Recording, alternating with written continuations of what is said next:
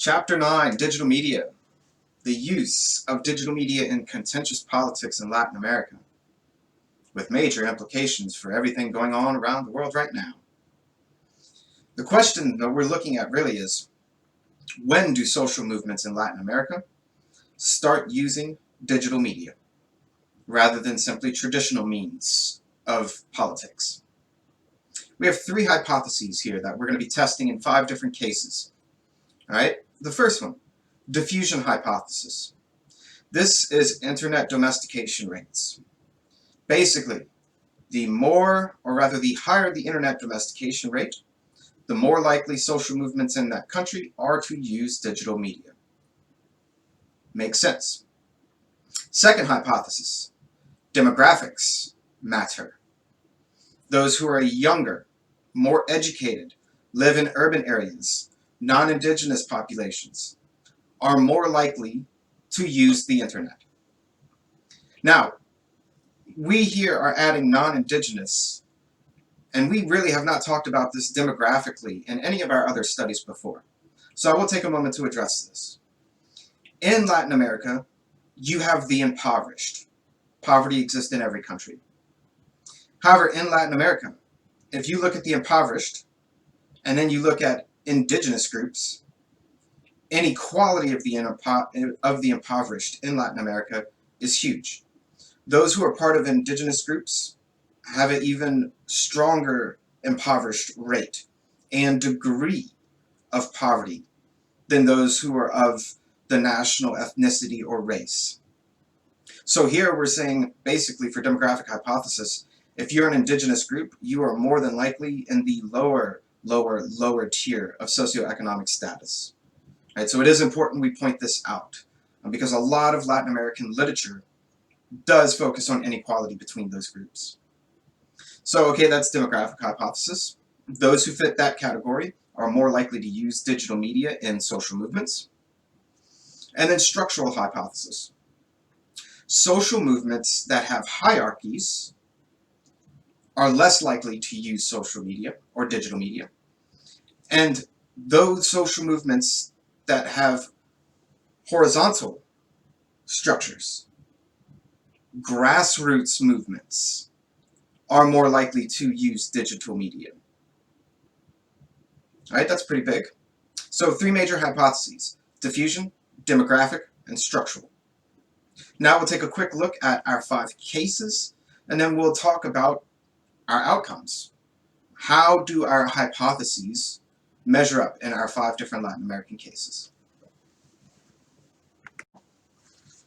Now our cases.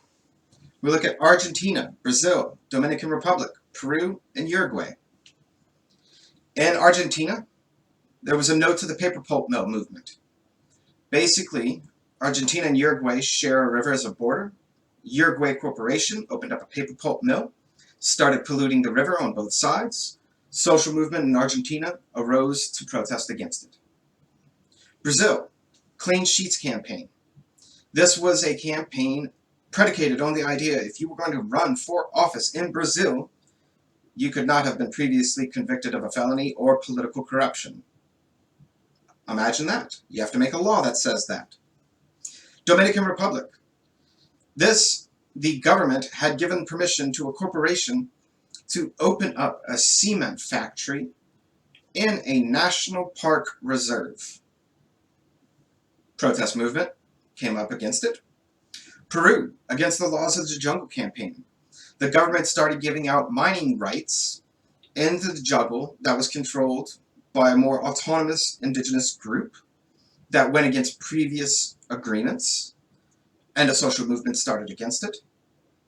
And Uruguay, a national effort to get rid of amnesty laws. Now, amnesty law is, previously there was a dictatorship. In order for that dictatorship to move into democracy, in the transition, the authoritarian regime said, if you want democracy, you must pass an amnesty law against crimes against humanity. Anyone who might have committed them will not be tried and convicted once democracy comes. They did that. A social movement immediately came out trying to get rid of that amnesty law.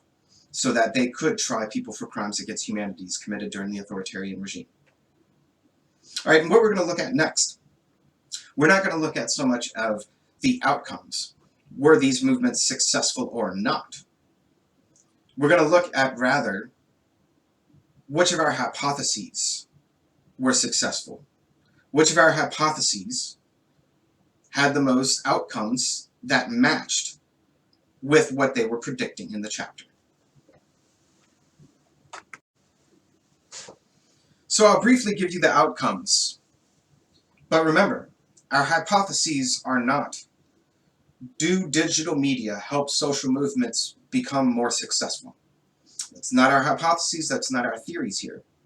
Our question is, when do social movements in Latin America use digital media? Right? We'll think about the other question in a little bit with the implications. But just to give you outcomes, the Argentina paper pulp mill, it was a half and half. They got them to decrease pollution, but inevitably another paper pulp mill was opened down for the river. Brazil, Dominican Republic, and Peru, all three of those social movements were successful with gaining their goals. Uruguay, not successful with getting rid of the amnesty law. They've had 3 elections trying to get rid of it. It has never passed. So those are our outcomes. Now, as far as our hypotheses, diffusion, structural, and demographic. Diffusion, out of the 5 cases, remember that's internet domestication rates, only 2 of the 5 cases were found with higher internet domestication rates. Social movements use digital media. That means the majority of cases, the hypothesis found no support. Structural hypothesis, 3 out of the 5 cases, they found support, that horizontal grassroots movements use digital media more often. However, 3 out of 5 still isn't that great. It's only 60% of cases. And really, 5 cases is not a big sample. Demographic hypothesis, however, this was the one hypothesis that was checked off in every single case. 5 out of 5 cases, demographic hypothesis held true, that younger, more urban, more educated, more non-indigenous social movements, or rather groups that had people in it that fit those demographic characteristics, use digital media as social movements. So only 1 out of our 3 hypotheses in Latin America really found full credit. So what are the implications that our authors pull from this moving forward?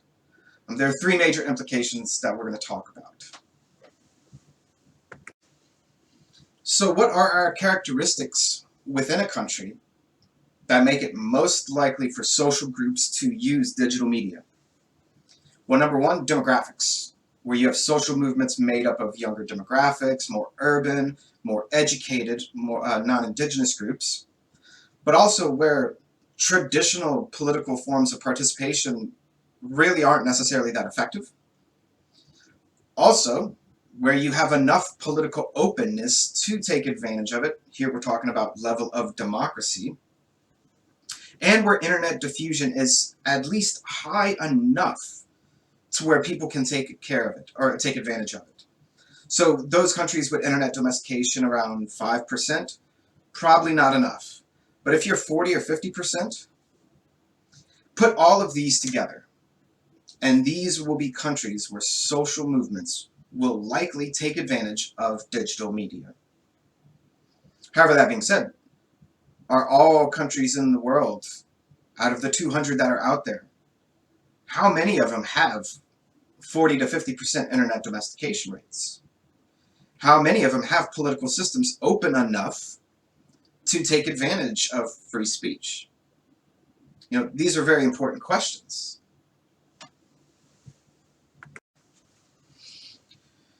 Now, we're going to describe cases where digital media are only used moderately in social movements, and where we tend to see more traditional politics used by social movements. And it's in relatively developed countries, countries where their social movements, generally speaking, are made up of middle-aged people or older, but also educated people, but where these middle-aged people have experience with traditional politics and forms of participation. In countries like that, digital media will only be used to reinforce traditional media. Do we see this anywhere in the world? In fact, we see this in most developed countries and even developing countries that are on the higher end. Traditional politics and participation, even by social movements, are still generally used more often. And digital media are used to reinforce those movements. We haven't quite gotten there yet to where digital media has completely taken over social movements. Some of them for sure. But in comparison to larger social movements around the world, traditional forms of politics still plays a more dominant role. Now, when do we see conditions where digital media are almost not used at all in social movements around the world? In countries with the lowest level of economic development, and countries with the lowest level of development in democracy. In those places, extremely poor countries and extremely authoritarian countries, digital media are likely not to be used by social movements. And we should put an asterisk here. In countries like this, social movements don't happen that frequently. What we tend to see happen more is massive protest, repression of protest, and then revolutions and civil wars. So in those cases, yeah, digital media aren't going to be used because you're talking about more extreme cases where their options for political participation and activity are extremely limited. Therefore, not using digital media shouldn't be that surprising, regardless of internet domestication rates. Now, what should also not be surprising is that there are a ton of countries in the world that fit those characteristics, not just Latin America. So this should really make us think. Social movements globally, countries all around the world, levels of use of digital media vary a whole lot, even though it seems for us we're moving forward in the digital age. Now let's talk about the implications of this study. So, given a certain criteria by our authors, when countries reach a certain level of development, economically, politically, when social movements are made up of a certain demographic of people, younger, educated, urban, non-indigenous, social movements will adopt digital media as a platform to try and be successful within their movements and reaching their goals.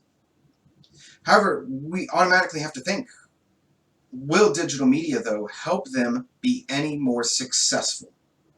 Now, if you are a social movement and exposure, spreading your message is the goal, then you could argue probably so. But if your goal is something different, it's something more than exposure, if it's changing a law, if it's bringing down a regime, if it's changing political parties, then there are other variables that definitely matter that you have to take into account other than just social movements using digital media. It's extremely important we think about exposure versus success, and what other goals do you have as a social movement? And what kind of political system do you live in that limits the use of digital media? You know, digital media we tend to think will help everything, but depending on your country, that's not at all the case. And what's more, we should think about, are these cases and our findings in Latin America generalizable to other places around the world? Arguably, yes, they most certainly are, which is pretty amazing considering a lot of our generalizations, they haven't been that general, globally speaking. But here with this chapter, we really have some major implications about, can these hypotheses work in other places? And especially demographic hypotheses. Yes, this is happening all around the world. We are seeing younger, more educated, non-indigenous groups, urban people using digital media in their social movements. But again, remember, there are other elements that matter as well. rather than just a social movement using digital media, as far as will that social movement be successful? And that's something we need to think about in the forums. What are some of those other elements that are important that directly influence whether a social movement achieves its goals or not?